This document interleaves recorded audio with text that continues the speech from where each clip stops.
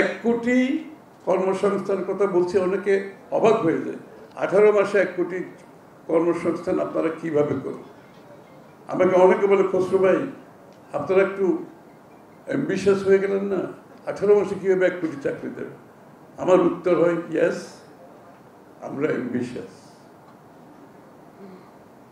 We are ambitious, you bet we are ambitious. যে দেশের ambition থাকবে না, যে দলের অ্যাম্বিশন থাকবে না, যে নেতার অ্যাম্বিশন থাকবে না, ওই দেশের কোনো ভবিষ্যৎ নেই। অ্যাম্বিশন তো থাকতেই হবে। 1 কোটি চাকরি আমরা কিভাবে দেবো? আমরা তো স্ট্রাকচার করেছি, কোথায় কোন সেক্টরে কত কর্মসংস্থান, দেশে কত হবে, বাইরে কত হবে, আত্মকর্মসংস্থান কত হবে, কোন সেক্টরে হবে। আমরা তো এগুলো হোমওয়ার্ক করে বলেছি, আমরা যে আপনি পলিটিক্যাল স্টেটমেন্ট করি। তো সুতরাং এই মেসেজটা একটা দেখে বাংলাদেশের মানুষের প্রাথমিক এখন চাহিদা হচ্ছে নতুন প্রজন্মের একটা চাকরি, অথবা আত্মকর্মসংস্থান, অথবা বিদেশে কর্মসংস্থান। এই জন্য আমরা এই জিনিসটাকে সামনে নিয়ে আসছি যে কর্মসংস্থানটা অনেক বড় বিষয়। বিশেষ করে শিক্ষিত আপনাদের ডাক্তারদের মধ্যে কর্মসংস্থানের সমস্যা আছে। আমি আলাপ করতেছিলাম একটু, 15-20 হাজার টাকা বেতনের ডাক্তাররা বিভিন্ন আপনার ক্লিনিকে চাকরি করছে। আমি তো অবাক হয়ে গেলাম, এটা অবিশ্বাস্য ব্যাপার। তাহলে এই লোকগুলো যারা যারা under employment, it is an employment but it is under employment. এটা তো সেই ডাক্তারি এতদিন পাস করেছে, এই চাকরির জন্য তো সে ডাক্তারি পাস করে না। তাই আমাকে তো এটা অ্যাড্রেস করতে হবে, এবং অ্যাড্রেস করতে গেলে এই যে আমাদের যে স্বাস্থ্যসেবাতে কিন্তু অনেকেই অ্যাবজর্ব হয়ে যাবে।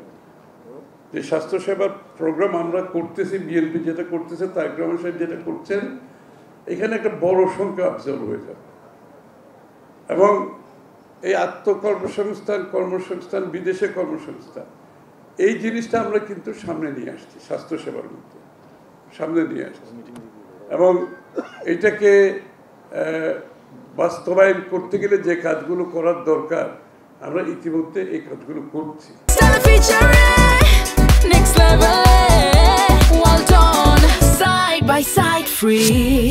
কারণ এটা একটা অনেক বড় কর্মসূচি এটা। তারপর আছে আপনার স্বাস্থ্য, শিক্ষা খাতে।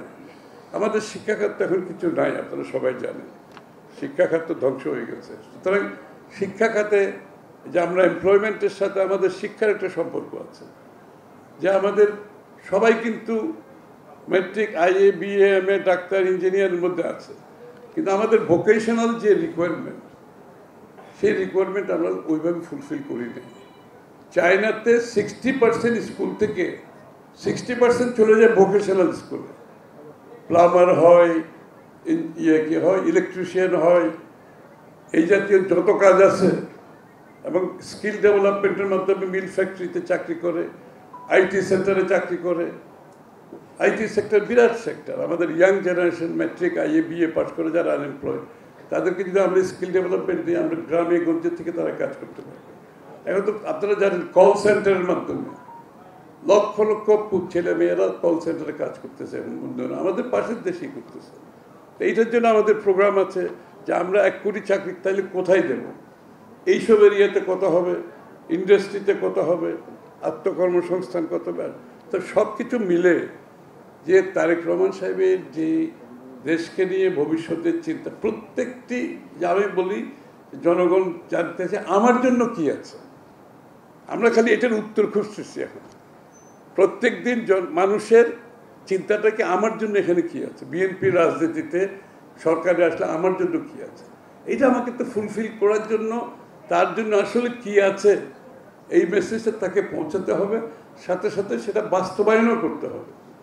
কেন আমরা মেসেজ দিলাম, স্টেটমেন্ট করলাম, এটা তো পলিটিক্যাল রেটরিক্স হতে পারে না, এটা রিয়েলিটি হতে হবে। It has to B political reality. এবং এই জন্য তারেক রহমান সাহেবের যে বড় যে কর্মযজ্ঞ উনি হাতে নিয়েছেন, প্রস্তুতি নিয়েছেন, সেটা কিন্তু অনেক বড় ব্যাপার। কিন্তু শুধু কার কি চাহিদা না, দেশের, বাংলাদেশের রাজনীতি কীরকম হবে উনি চিন্তা করছেন। যে উনি বলছেন, ওনার বক্তব্যগুলো আপনারা ফলো করবেন, আমাদের প্রতিপক্ষের বক্তব্যের সাথে ওনার বক্তব্যের মধ্যে একটা বিশাল ব্যবধান আছে। উনি কিন্তু কোনো সাংঘর্ষিক রাজনীতি করতে চাচ্ছেন। উনি প্রতিনিয়ত বলছেন আমরা সাংঘর্ষিক রাজনীতিতে যেতে পারবো না, আমাদের রাজনীতিতে সহনশীলতা থাকতে হবে, আমাদের রাজনীতিতে অন্য পক্ষের সাথে দ্বিমত পোষণ করেও তার মতামতকে সম্মান দেখাতে হবে, কোনো অসুবিধা নেই।